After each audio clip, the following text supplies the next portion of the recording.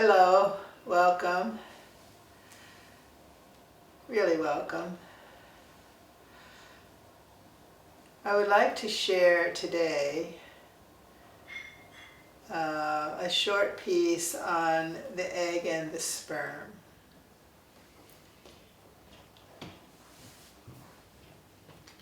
We each came into this realm of existence in this lifetime through an egg and a sperm. Our egg, your egg, my egg, the royal egg, was in our mother, in your mother, when she was an embryo inside of your grandmother. So we are told that women create eggs when an embryo. All the eggs are created. And so when we remember, how do we remember when we were an egg? It's in our consciousness, unconscious, subconscious, because it's part of our history. Just as a child we have memories, or we remember yesterday, maybe this morning.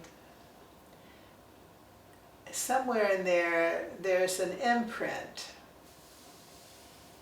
of your egg. And when we look at mainly ancient practices,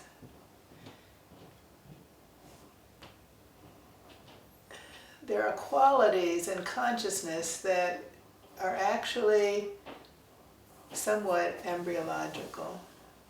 Or as we embody something embryological, we come to primary states of consciousness. It's not through the brain, it's not through the intellect. Well, the intellect is necessary for us to have the image. Thank goodness we have this wonderful brain and this wonderful frontal lobe that can imagine. And then there are the cells and the history and the body of when we were created. When you were there when you created a body. It's there. It's in the memory, but very long time ago. So the consciousness of egg, first of all, this is not fact. You can look at it as metaphor, you can look at it as a dance, as a story.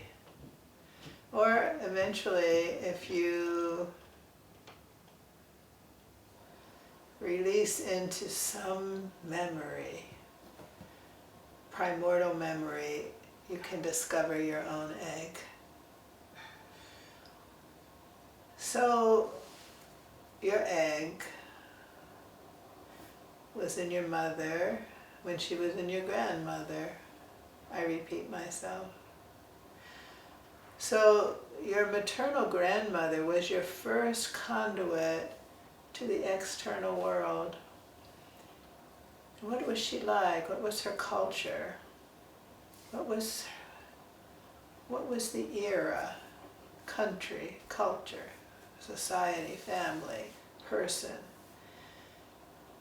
For those first months, so the embryo is first 8 weeks. So in those first 8 weeks, your mother developed your egg, the primordial egg. And then until she was born, your grandmother was the person who was your reach to the outer world, or the outer world in.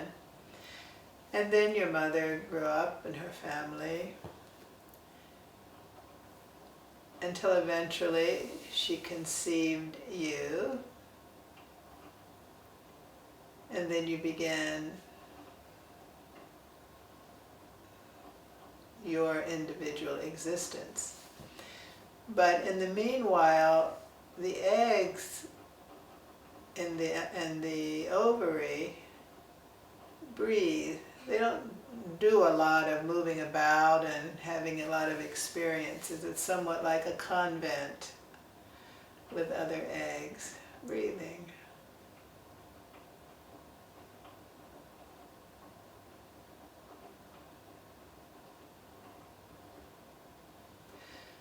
For within a lifespan, a very long time.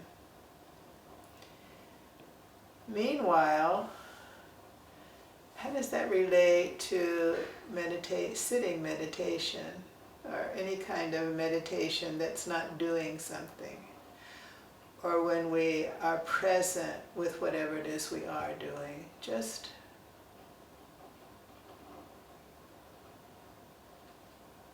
being? And I've read that the body that's created is primarily from the egg. It's the egg that has the cytoplasm or the nourishment to sustain life before connecting to the mother through the umbilicus and the placenta. Meanwhile, the other half is your sperm, my sperm, the sperm. And I've read a lot, not a lot, but a lot, and it's difficult to perceive for me. There's a background definitely to the sperm, but the sperm itself has a very short life. It's carrying the centrioles, and the centrioles, when the egg and sperm come together, the centrioles direct the polarity of the cell, of the growth of the person, where the egg carries the mitochondria. And the mitochondria are the organelles in the cells that are the breathing organelles. They take the oxygen that we breathe in through the air from the plants, from the planet, and they take the food from digestion, also from the earth. And the mitochondria take the oxygen and the sugars, the glucose, from the plants, from our food, and alchemalize, is that a word? These two substances into energy, ATP. And that's what is the fuel for all of our processing. So the breathing mechanism in our cells is in the mitochondria, and it's based on food and oxygen. That's coming from the egg. The sperm is carrying the centrioles, how the magnetic field of the dividing cells is arranged. So meanwhile, the sperm is about movement. It's about, the sperm is just, it's motion. Sperm is motion. It's also not long living. It's about now, where the egg is about eternal now. The sperm of us is spontaneous, creative, adventuresome. It comes from another universe into the place of where you grew. It's imaginative. it has a path of destiny. So it was propelled from your father into your mother. It's like another world, a totally different world. We came from another world into this world. And maybe people who remember that somehow, that imprint, study the stars and long to go to Mars.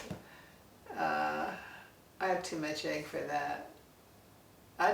That's not that extreme, but I'd love to travel, go different places. So that element of wanting to see and have new experiences is that sperm energy. And it required millions of other sperm for your sperm to meet your egg. It's a very dangerous journey, but you are not the sperm that forgot where it was going and started to go back the other way or tried to impregnate the uterine wall. No, you're the hero. You're the one, all the millions that started out was accepted by the egg. So 2 people have told me that they have seen a video, which I have not seen. Maybe one day I'll see and I'll change the story, where it was a video of a real egg and sperm coming together, and the egg threw away somehow one sperm and grabbed another. There was a meeting. The egg had choice also. And meanwhile, the mitochondria in the sperm, apparently I have read, is in the tail. So the whipping tail, when the sperm enters into the egg, it releases that tail and releases its mitochondria. It needed the mitochondria to have the energy to make the distance. Now, another piece that's really interesting, if you're interested, is that the egg, your egg, had around it something called the corona radiata, and it's called the crown of light, radiating light. Apparently it radiates enormous light, and the size differential of the egg is really big and the sperm is really small. So the sperm is propelled from behind, but drawn, but not knowing what it's drawn to until it comes into sight of the light. And then finally, the sperm knows its path of destiny. Meanwhile, the egg divides twice, and divides once, becomes dormant, and then divides just before the sperm enters, and there's some change, but it's still within the same environment, but there's some change. And then these incredible sperm coming. Wow, what is this? Finally some excitement in my life. And then they join. And I have read that this is frontal lobe imaginating, that when the sperm first enters the egg, nothing happens. Well, that's what happens. There's a pause, a sense of arriving. The egg and the sperm have met their destiny.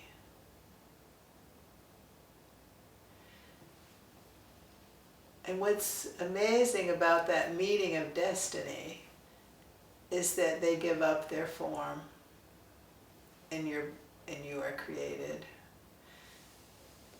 So for me, I've looked at that moment of when there are moments in our life we're just transformed. We're drawn, we're propelled, and not knowing what.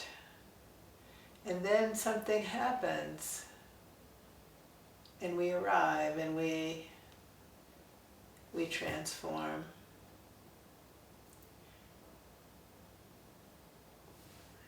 So, embodying, first of all, a wonderful story, and then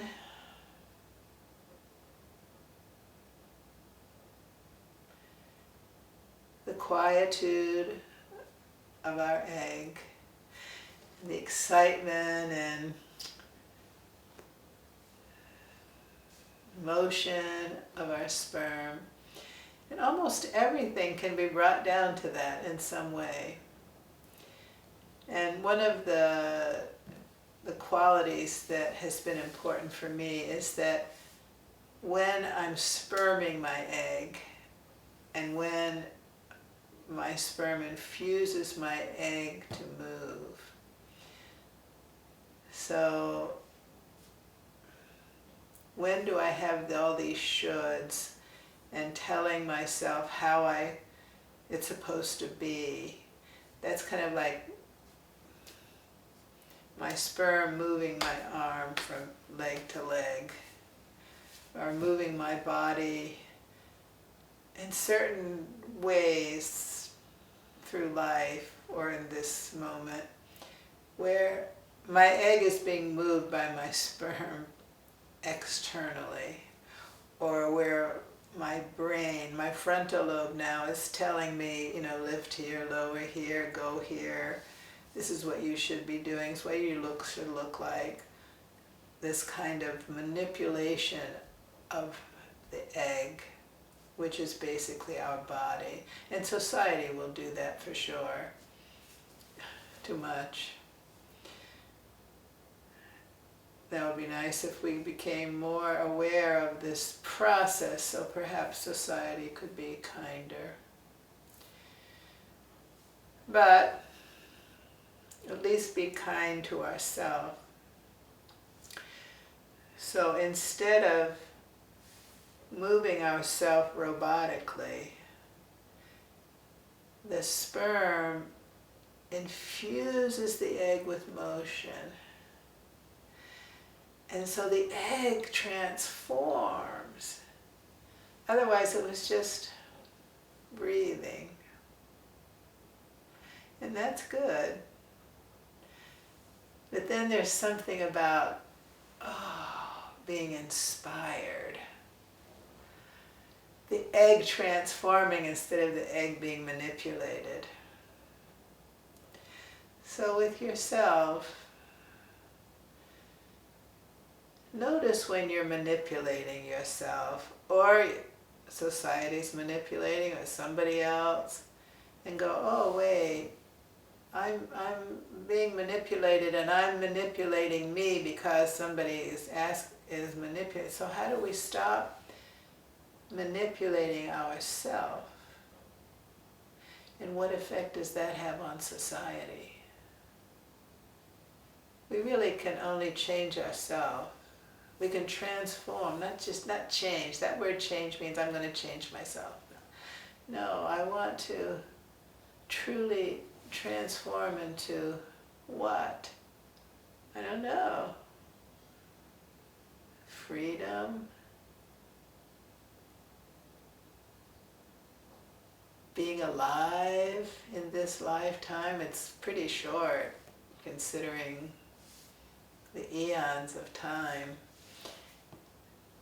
And then how can I, in my freedom in life, hold the space for you, and you to hold the space for me.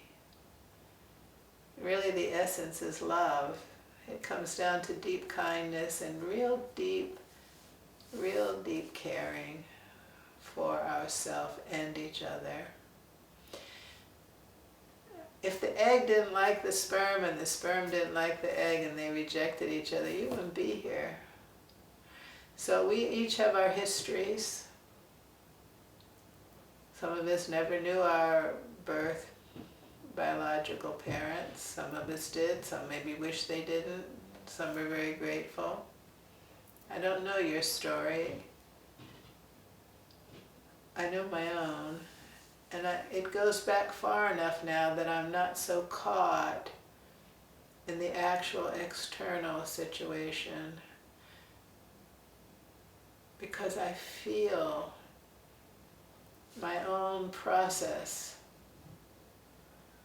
then I can have more compassion for my parents and my grandparents, great-grandparents, great, and perhaps go all the way back to before the Big Bang, to that sense of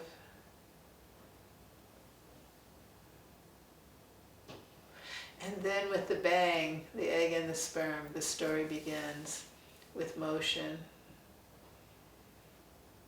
And how the motion transforms into new, so we don't actually know, because we didn't experience it yet.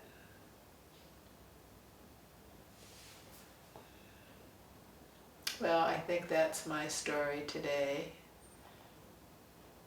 I wish you blessings, and thank you. Thank you for listening and sharing. And so when you move, find your own movement. Maybe close your eyes, And at some point open them and realize the world that you live in. Be well. See you again, I hope.